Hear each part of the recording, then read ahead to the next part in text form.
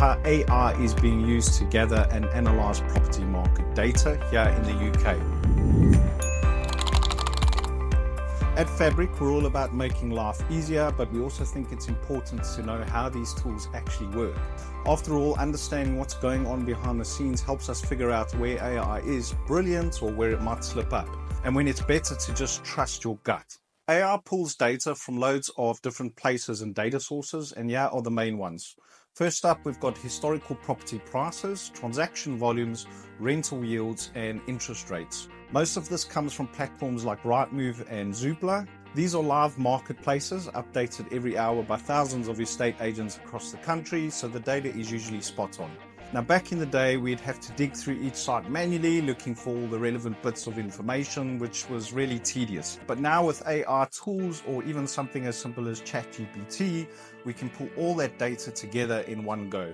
So that's super handy, right? Next, there's government policies and regulations. The government portal is the go-to place for this kind of stuff, but let's be honest, it's not exactly user-friendly. Take stamp duty, for example. On the website, the information is scattered across multiple pages and tables, but with AI, we're able to pull everything into one easy-to-read table. Problem solved. And then there's economic indicators like employment rates and inflation. For this, we rely on trusted sources like the Office for National Statistics. Again, it's a tricky website to navigate, but AI makes it much easier to get the information you need. Now, quick heads up, if AI is pulling data from less reliable sources like blogs or news sites, there's a chance the information might not be accurate. Always double check with where the data is coming from. But AI doesn't just collect data, it spots patterns too. This is where things get really interesting. Property markets are a bit more complicated than, say, stocks, but AI is starting to connect the dots.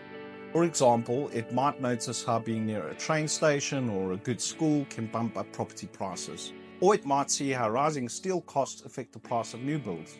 With AI processing more data than ever before, we're starting to uncover trends that we wouldn't have been able to spot on our own before and save hundreds of hours of having to do research. Pretty cool, right?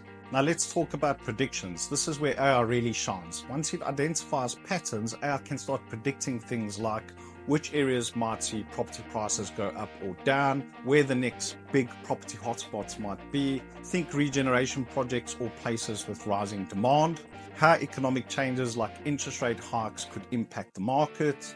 But here's the thing, predictions are just that. They're not guarantees.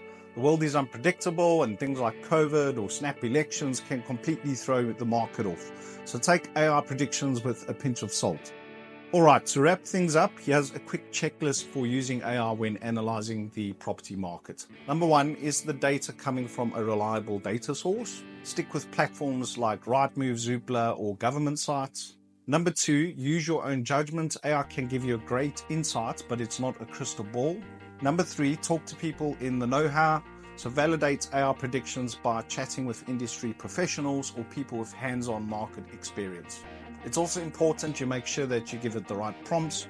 As a prompt engineer, I have now studied this, so follow these steps. You'll be able to use AI as a handy tool without relying on it too much in the future. We hope this is helpful. Please don't forget to subscribe, like, share, and follow. All the best. Take care.